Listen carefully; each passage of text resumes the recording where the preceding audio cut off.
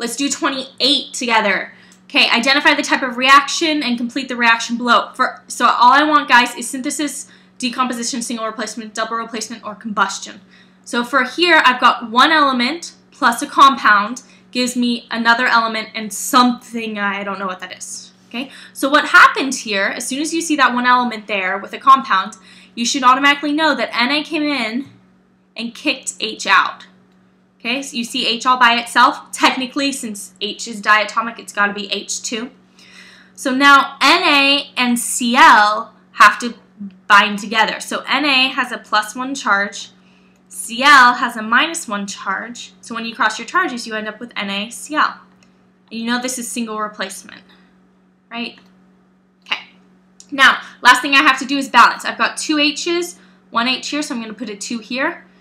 Now you got 2 Cl's, 1 Cl, so I put a 2 here, 2 Na's, 1 Na, and I'm done. Okay, nice and simple. Okay, this one, I've got a hydrocarbon, something with hydrogen and carbon, plus something, I don't know, gives me CO2 and H2O. Automatically, I know this is combustion. Okay, look at your green sheet if you don't, or look at the cheat sheet I provide you with. Okay, so this is going to be O2. Now I have to balance. Remember, C's, then H's, then O's. So here I've got 4 C's.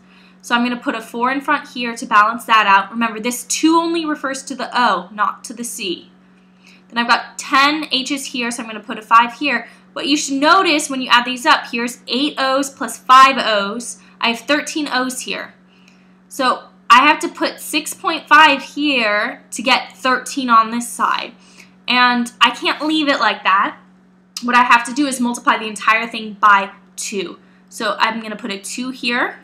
I'm going to make this 13, I'm going to make this 8, and I'm going to make this 10. And now I'm finally done. Okay, you can't change your subscripts, you've got to just change your coefficients. Okay, last one, NaOH. Oh, sorry, this was combustion. NaOH yields, I got 2 things. So what happened was that NaOH was broken apart. Automatically in your head, you should be thinking decomposition. It decomposed. Okay, now if you look at your cheat sheet, okay, what you'll notice is this is a 2D reaction. Okay, and what it produces is a metal oxide and H2O. Okay, so metal being Na in this problem, so I need to cross Na, which has a +1 charge, and O, which has a 2- charge. So when I cross my charges, I end up with Na2O, and my other product is just H2O. Now I have to balance, last step, I've got 2 Na's, 1 Na here, so I'm going to put a 2 there. I've got 2 O's now, 2 O's, and 2 H's, and I'm done. Okay?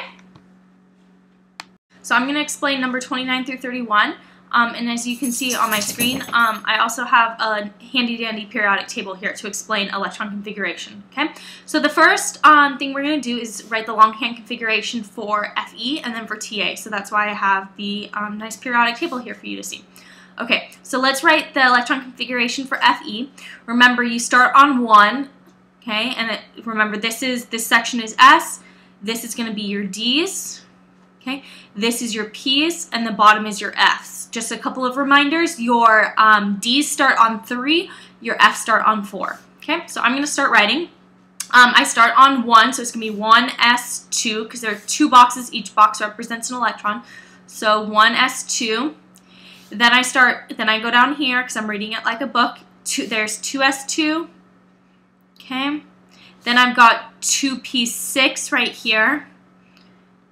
Then I've got 3s2 right here. Then I've got 3p6 right here. Then I've got 4s2. Pretty easy, nice and simple. You guys are doing great with it, actually. Not that many people missed anything in this. And then I've got, remember your D's start on 3, so 1, 2, 3, 4, 5, 6, 3D6. Your D's are funky, they start on a 3, so that's one thing to remember. Okay, TA, I'm sorry, it's a long one, you're going to have to deal with it. I want to make sure you guys truly understand it. Okay, so start at the beginning. As before, 1s2, 2s2, 2p6. I'm just going to copy this down because we already explained it. Okay, now I go through my D's all the way, so it's going to be 3D10. Then I'm back at my P's, but remember I'm at the 4 level, which this tells me, so it's 4p6. Okay, then I'm here, which is 5, so 5s2. Then I go to my d's, which start now on 4, because they're always one below whatever I'm originally on, so 4d10. Then I'm back on 5 with my p's, so 5p6.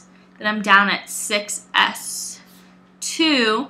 Then come in my f's. Okay, remember, your f's start on 4, and if you count across, what you'll find is that there are 14 f's. So it's going to be 4f14. So don't forget to put that in. Okay, and then you keep going. So it's like you include this.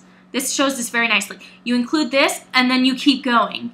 And then if you were to go down here, you would keep going. You'd include that 5f14, and then you'd keep going as well. All right, and then I've got to get to TA. Ignore this kind of a break. Just start counting right here. So this is 1, 2, 3. So it's going to be 5d3, and I'm done. Okay. Orbital diagram. The best thing for you to do, remember, that's your boxes. You use boxes to represent your orbitals.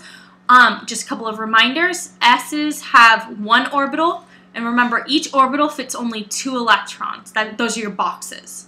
Okay, so S's only 2 electrons, therefore only 1 orbital. P's have 6 electrons, therefore 3 orbitals. And D's have 10, therefore 5 orbitals. And F's, I promise you I won't go there, but they have 7 orbitals, okay?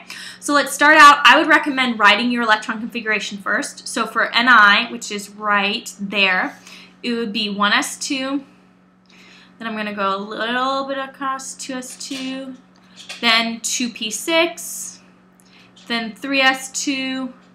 Then 3p6. Then 4s2. And then 3D, and when you count across, you'll find that it's 8. Okay? Now remember, for S's, it doesn't matter what number this is because it will always be 1 box. And in that 1 box, you have 2 electrons. 1 up, 1 down. Okay? In this, still an S, still 1 box. 1 up, 1 down because you've got 2 electrons. Here, since it's a P, you've got 3 boxes. So, and this is how you fill it. You go up, up, up. So I've used 3, 4, 5, 6, and I'm done. S's, you only use 1 box. P's, remember, you use 3 boxes. 1, 2, 3, 4, 5, 6. Perfect. Then for 4S, remember, I just used 1 box for an S. Got 2 electrons. And then for D, I've got 5 boxes. Yes, you have to draw all 5, even if I don't have 10 electrons. 1, 2, 3, 4, 5 boxes. Okay? Now, the way I'm going to fill it is the following. And I'm going to change colors just for you to see this. I need to fill all 5 boxes with upwards facing arrows and then go back and fill it with downwards. So here I've got 1 up, 1, 2, 3, 4, 5, 6, 7, 8. And some of you might say, well, does it matter if yes, it does. 100%. Okay? I can't see this one down and nothing in this box. It has to look exactly like this. Okay? All right.